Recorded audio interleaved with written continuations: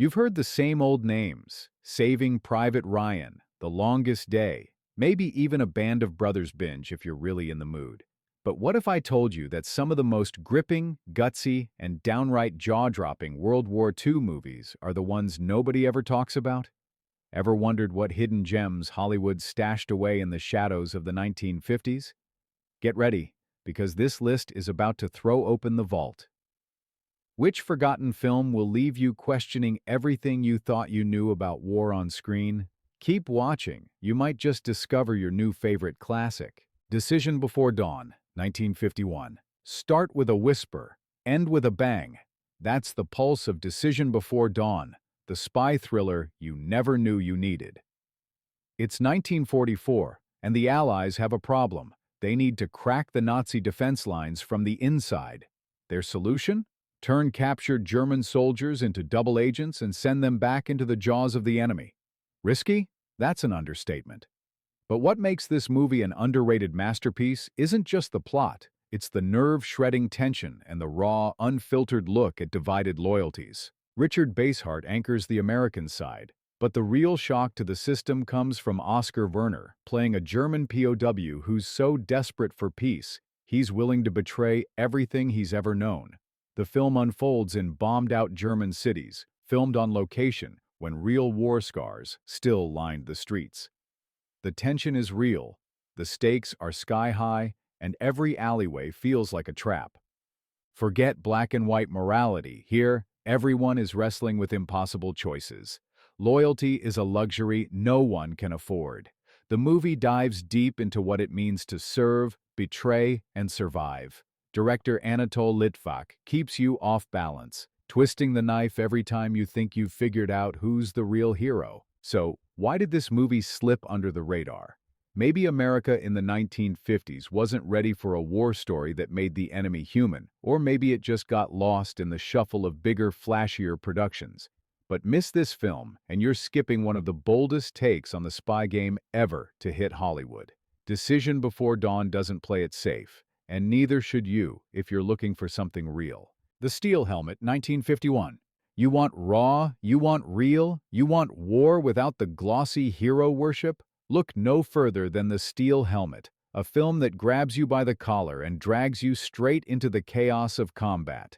Director Samuel Fuller didn't just make movies, he lived through the carnage of World War II, and it shows in every gritty frame of this punchy, low-budget knockout. The story? A battered, battle-scarred sergeant, Gene Evans, in a career-defining role, stumbles out of a massacre, helmet still smoking from a bullet hole. He's got a chip on his shoulder and a ragtag crew of survivors in tow. The mission? Hold out against enemy forces long enough to survive another day. Simple, right? Not so fast. Fuller strips away the usual Hollywood varnish, laying bare the ugly, complicated truth of war.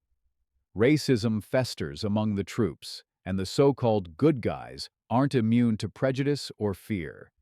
Each soldier has scars that go deeper than any shrapnel wound, and every choice could mean life or death. Dialogue crackles with tension, and the camera work traps you in the claustrophobic wreckage. No room for comfort, no chance to look away. What makes The Steel Helmet essential isn't just its brutal honesty, it's the way it refuses to let anyone off the hook. Heroes? Maybe. Survivors? Absolutely. This film was made on a shoestring budget, but delivers a knockout punch straight to the conscience. Critics raved, censors squirmed, and audiences didn't know what hit them. Miss this film, and you're missing a cornerstone of American war cinema, one that had the guts to show that heroism is messy, uncertain, and sometimes the only thing standing between hope and total collapse. The Steel Helmet is the war movie that Hollywood tried to forget, but you won't, trust me. Go for Broke, 1951. Picture this. America is fighting for freedom overseas, but back home, thousands of its own citizens are locked up just because of their heritage. Now, imagine a group of those same men, Japanese Americans, volunteering to fight, bleed, and die for a country that put their families behind barbed wire. That's the true story behind Go for Broke, a film that never got the credit it deserved for telling one of the gutsiest tales in military history. The heroes here are the 402nd Regimental Combat Team, an all-Nisei unit, so legendary they became the most decorated regiment in U.S. history. And the kicker? Many of the actors were actual veterans of the 402nd, lending every scene an authenticity that Hollywood couldn't fake if it tried. When these soldiers storm enemy lines in Italy and France, it isn't just movie magic, it's lived experience. Director Robert Pirosh doesn't just give you bullets and battle cries. He pulls you into the mess of prejudice and patriotism, the moments where loyalty is questioned by both sides and where bravery means more than any uniform. The film doesn't sugarcoat the racism these men faced from their own officers, but it also celebrates their unity and resolve, showing a brotherhood forged in the fire of injustice and war. Go for Broke isn't just a war film, it's a slap in the face to bigotry and a shout-out to the underdogs who refuse to back down. The title itself, a battle cry for risking everything, sums up the heart of this story. When the dust settles, you realize these soldiers weren't just fighting the enemy abroad, they were fighting for dignity and belonging back home. So why isn't this movie on every must-see list? Maybe America wasn't ready to face the truth about itself, even as it cheered its heroes. But skip this film, and you're missing out on a story that's as relevant now as it was then. One where courage isn't just on the battlefield, but in every act of defiance against hate. Fixed Bayonets, 1951. If you're tired of war movies where every battle looks like a recruiting poster, buckle up for Fixed Bayonets, a movie that throws you headfirst into snow, sweat, and sheer survival. Samuel Fuller is at the helm again, bringing his signature blend of grit and gut-punch honesty to a story that doesn't care about medals or glory. It cares about making it to sunrise. The premise is agonizingly simple. An American platoon is ordered to hold a mountain pass in a bitter winter while the rest of their division retreats. Outnumbered, freezing, and running on fumes, these men are tasked with delaying the enemy at all costs. Sounds heroic? Sure, but Fuller's genius is in making every minute a test of nerves, not just bullets. Richard Basehart leads as Corporal Deno, a man haunted by the possibility that command might fall on his shoulders. The fear of leadership, the weight of responsibility, these aren't just subplots, they're the engine driving the whole film. Fuller digs deep into the minds of soldiers caught in the grinder, balancing hope and terror with a surgeon's touch. What sets Fixed Bayonets apart is its refusal to offer easy answers. The snow isn't pure, the choices aren't simple, and survival means living with consequences. Every shot, every decision feels real, immediate, and sometimes agonizing. The movie is spare and claustrophobic, trapping you with the men as frostbite and fatigue become as deadly as any enemy. While other war films polished the brass, Fixed Bayonets showed the tarnish. The result? A story that isn't about winning or losing, but enduring, the kind of endurance that stays with you long after the credits roll. If you want a war movie that strips everything down to the bone, this is it. Just be warned, you might never look at heroism the same way again. 8 Iron Men 1952. What happens when you're ordered to leave a brother behind, knowing you might be the next one stuck out there? 8 Iron Men takes that razor's edge of wartime morality and drives it straight through the heart of every viewer. No massive invasions, no thunderous orchestras, just a single, suffocating rescue mission where every second ticks like a bomb. This one is all about a squad of American infantry pinned down in a nameless European forest during the war's final throes. One of their own is trapped in no man's land, and the brass says, no rescue, it's too risky. But try telling that to a tight-knit group that's been through every mud pit and mortar shell together. The dilemma? Disobey orders and save a friend, or follow the rulebook and live with the guilt. Director Edward Dmytryk wrings every drop of tension from this moral standoff, focusing on character over spectacle. You get to know these men, what they fear, what drives them, and what they're willing to sacrifice. There's humor, bitterness, and the grim reality that sometimes loyalty comes with a price. The film's strength is its honesty about the messy choices soldiers face. There's no sugarcoating the risk, and no guarantee that courage will be rewarded. The action is intimate, the dialogue sharp, and the suspense relentless. When the final decision is made, it hits with the weight of real consequence. Eight Iron Men doesn't try to make you feel good about war. It just wants you to feel. If you're searching for a movie where heroism is measured in sweat, fear, and the impossible calls that haunt you long after the shooting stops, look no further. This is the battle you never see on a map, but it's the one that decides what kind of person you are. Halls of Montezuma, 1951. Forget the drum beats and glory shots. Halls of Montezuma brings you to the Pacific Front, where the sun blisters, the rain never stops, and the only certainty is chaos. The Marines in this film aren't just fighting the Japanese, they're fighting exhaustion, confusion, and the gnawing dread that the next shell might have their name on it. Richard Widmark commands a battle-hardened platoon pushing through hellish jungle as they hunt for enemy artillery. But it's not just about bullets and bombs. This film is about the psychological warfare every soldier endures. Flashbacks reveal the trauma each man carries, and the tension bubbles as the unit tries to keep it together when every nerve is frayed to the breaking point. Director Lewis Milestone masterfully blurs the line between past and present, showing that the scars of combat aren't always visible. There's a raw, almost documentary feel to the way the action unfolds, as if you're crawling through the mud alongside these men. The film doesn't shy away from the price paid in sleepless nights and haunted memories. What really sets Halls of Montezuma apart is its honest look at leadership under fire. Widmark's Lieutenant Anderson is both tough and vulnerable, expected to hold everyone together while carrying his own private fears.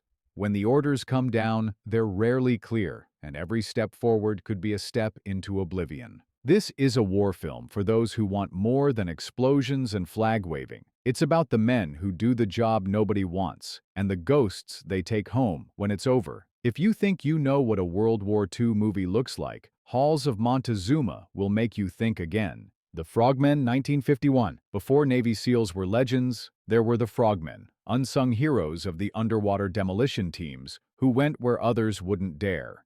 If you crave a war story that dives beneath the surface, literally, the Frogmen is your ticket to the silent, high-stakes world of sabotage, stealth, and split-second decisions. Richard Widmark stars as a hard-nosed lieutenant taking command of a skeptical team of combat swimmers. These aren't your typical square-jawed heroes. They're restless, rebellious, and more at home in the water than on dry land. The mission? Destroy enemy defenses before the main invasion force lands. A job as dangerous as it is essential. Director Lloyd Bacon keeps the tension tight, focusing on the teamwork, innovation, and pure guts needed to survive underwater explosives and machine gun fire.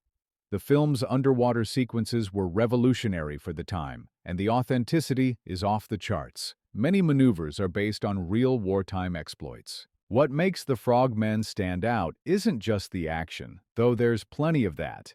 It's the way it captures the unspoken bond between men who trust each other with their lives. Suspicion, rivalry, and respect all collide as Widmark's character struggles to earn his crew's loyalty. This isn't a movie about the generals or the grand strategy. It's about the grunts doing the dirty work nobody talks about, the kind that can turn the tide of a whole campaign. The Frogmen gives these shadow warriors their due, and once you've seen it, you'll never forget how much can depend on a few brave souls beneath the waves. Attack, 1956. If you think every WWII movie from the 1950s was all about rah-rah heroics, get ready for a gut punch. Attack rips off the mask and drags you into the messiest foxhole of all, a squad caught between enemy bullets and their own cowardly commander. Jack Palance is Lautaro Costa, a man so tightly wound with rage and purpose you can practically hear his pulse pounding through the screen. His squad is ordered to take and hold a ruined Belgian village, but their survival hinges on the nerve of Captain Cooney, played by Eddie Albert, whose lack of backbone is almost as dangerous as the enemy itself. This is not your typical tale of honor and victory. Here, the front line isn't just about fighting Nazis, it's about fighting the chain of command when lives are on the line, Director Robert Aldrich turns up the heat, cranking the tension to 11. The officers are locked in a psychological war, every decision twisting tighter around loyalty and betrayal. There's no room for Hollywood myth-making here. This is war at its most human and its most flawed. The performances are volcanic. Palance snarls and sweats, channeling a man who knows the price of hesitation, while Albert's Cooney is a study in the slow-motion disaster of poor leadership. Lee Marvin steps in as a manipulative colonel, fanning the flames. The action is fierce, but the real battle is the moral one. When orders don't just get you killed, they leave scars no metal can cover. Attack landed like a grenade in its day, rattling censors and critics alike. Maybe that's why it's never gotten the mainstream love it deserves. But if you want a war film that's not afraid to show just how messy, personal, and unforgiving combat can be, on both sides of the line, then this is the one you need to see. Sometimes, the enemy is closer than you think. Battle Hymn, 1957. Ever met a war hero haunted by the very missions that made him famous? Battle Hymn tells the true story of Colonel Dean Hess, an American bomber pilot who finds redemption not with firepower, but with compassion. Rock Hudson steps into Hess's boots, and for once, this Hollywood heartthrob trades glamour for gravitas, playing a man wrestling with guilt over the innocent lives caught in the crossfire of his bomb runs. What makes Battle Hymn remarkable is its unexpected direction. The film doesn't linger on the dogfights or battlefield glory. Instead, it follows Hess after the action, as he's sent to Korea and becomes involved with a group of war orphans. What starts as a military assignment turns into a mission of mercy as Hess organizes the rescue and shelter of hundreds of children stranded by the chaos of war. Director Douglas Sirk, better known for his lush melodramas, brings unexpected heart and depth to this story. There are moments of wartime danger, sure, but the real drama unfolds in the quiet, wrenching decisions Hess has to make. Can you ever make up for what's been lost? What does it mean to lead when every move is shadowed by regret? Battle Hymn is a war movie that's unafraid to be gentle, to find hope in the ashes, and to show that sometimes the greatest courage is admitting your own faults. It never got the parade of praise that followed flashier action epics, but it lingers long after, like the distant echo of a song you can't forget. If you're looking for a film that proves heroism isn't just forged in combat, Battle Hymn deserves a spot on your must-watch list. The Mountain Road, 1959. Not every WWII movie is about the beaches of Normandy or the streets of Berlin. The Mountain Road moves the action to China, where James Stewart plays Major Baldwin, a demolition expert whose mission is to blow bridges and slow down the Japanese advance. But forget the cavalry charge. This is a war film built on suspense, moral fog, and the uneasy alliance between Americans and their Chinese allies. From the start, you're right there with Baldwin, forced to make decisions that will change, maybe even destroy, civilian lives. Every bridge he demolishes buys time for the retreating Allied forces, but it also leaves villagers cut off and vulnerable. Stewart brings his signature mix of grit and quiet torment, wrestling with the line between military necessity and simple humanity. Director Daniel Mann keeps things taut, letting the tension simmer in every interaction between the American squad and their Chinese companions. Mistrust and culture clash threaten to unravel the mission at every turn. The film doesn't flinch from showing the unintended costs of war. Collateral damage isn't just a phrase, it's the faces of people left behind. The Mountain Road is a slow burn, loaded with moral ambiguity and the shadow of decisions that never feel quite right. It didn't make a huge splash at the box office, maybe because it refuses to give easy answers or paint anyone as purely good or bad. But if you're after a WWII film that trades easy victories for hard questions, this overlooked gem is the road less traveled, and it's absolutely worth the journey. The Young Lions, 1958.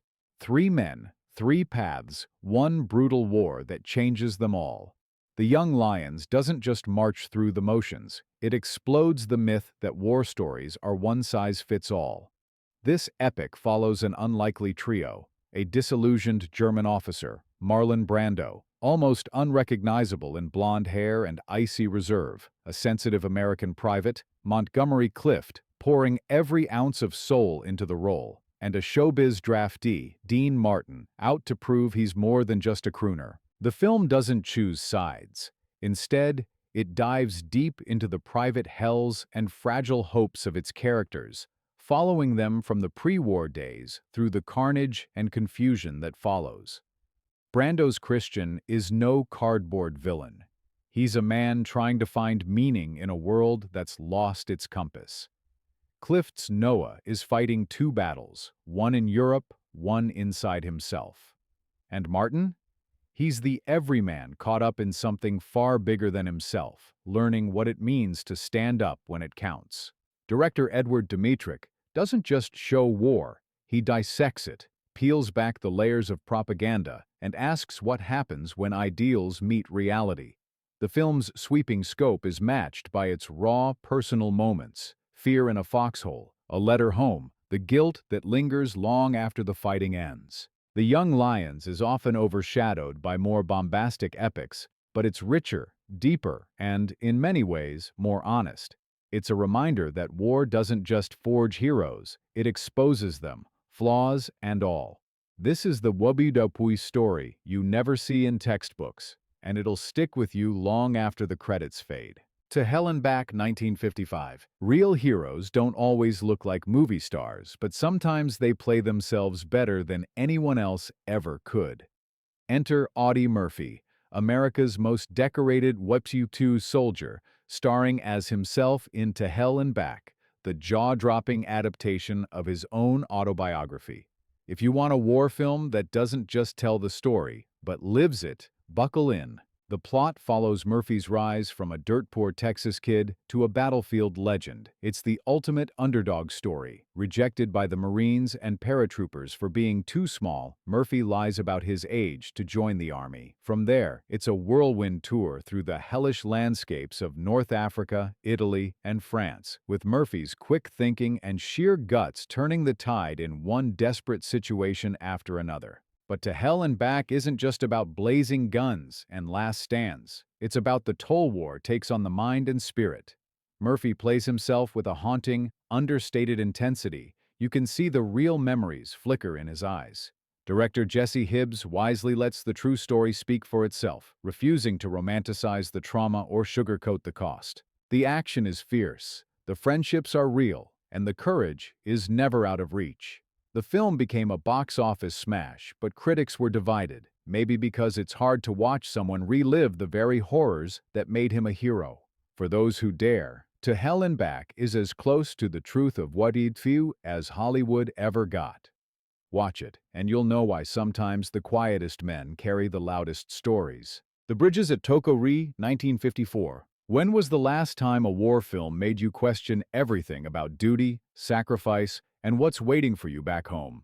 The Bridges at Toko-Ri might be technically set in Korea, but its heartbeat is pure World War II. Naval aviators haunted by the ghosts of battles past and the wrenching uncertainty of modern warfare.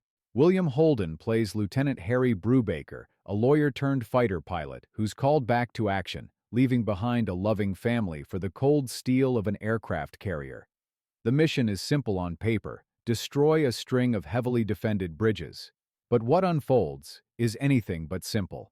The air is thick with danger, and every mission could be the last. Holden's performance pulses with the anxiety of a man torn between obligation and longing for normalcy. Director Mark Robson turns the cockpit into a pressure cooker. The flight scenes, still jaw-dropping decades later, are shot with a realism that pulls you right into the roar and rattle of jet engines. But it's the moments on the carrier deck, the camaraderie, and the small talk that really hit home. The film dares to ask, what do we really owe our country, and what does our country owe us in return? The supporting cast, including Grace Kelly as Brubaker's wife and Frederick March as the seasoned admiral, bring warmth and humanity to a story that could have easily drowned in machinery and jargon. Instead, you get a piercing meditation on courage, doubt, and the price paid by families on the home front. The Bridges at Toko-Ri isn't about easy victories or simple answers. It's about the long, lonely wait between battles and the knowledge that sometimes the bravest thing you can do is come home at all. It's a war film for anyone who's ever wondered what it costs to say goodbye. Hell to Eternity, 1960. Yes, it missed the 1950s by a whisker, but Hell to Eternity absolutely earns its spot in any conversation about unsung World War II classics. This is the real-life story of Guy Gabaldon, a Mexican-American Marine raised by a Japanese-American family, giving him the skills and empathy to do the unthinkable, talk hundreds of Japanese soldiers and civilians into surrendering peacefully during the bloody Battle of Saipan. Jeffrey Hunter brings Gabaldon's mix of streetwise grit and cultural sensitivity to life with a performance that never veers into cliché. From LA's tough neighborhoods to the island jungles of the Pacific, you see a soldier who fights with brains as well as brawn, using language, respect, and guts to save lives on both sides. What makes Hell to Eternity pop is its willingness to break the Hollywood mold. Gabaldon isn't your standard-issue hero. He's caught between worlds, always an outsider, yet uniquely equipped for the job. The film doesn't shy away from the racism and suspicion Gabaldon faces in the Corps or the heartbreak of war's collateral damage. Director Phil Carlson mixes adrenaline-pumping action with quieter moments of doubt and connection. The result is a war film that actually values understanding as much as firepower. The climactic sequence, where Gabaldon risks everything to save lives, hits like a thunderclap and leaves you questioning how many stories like his got buried under headlines. Hell to Eternity deserves to be seen, not just for its action, but for its heart and relevance. This is the kind of war film that leaves you thinking long after the shooting stops. Sands of Iwo Jima, 1949, but wide release in 1950. No list of underrated war classics is complete without a tip of the helmet to Sands of Iwo Jima, a film that somehow manages to be iconic and overlooked at the same time. John Wayne's Sergeant Stryker isn't just a square-jawed cliché. He's a hard-driving, foul-tempered Marine with a heart buried deep beneath layers of discipline and grit.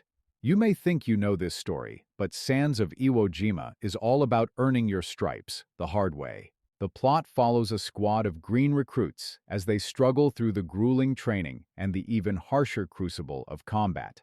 Stryker is both their tormentor and their salvation, a mentor who knows the only way to survive is to break you down and build you back up, stronger and smarter. Wayne delivers one of his best performances, balancing toughness with vulnerability in a way few actors can pull off. What sets this film apart isn't just the action, though the beach landing scenes are still among the best Hollywood ever staged.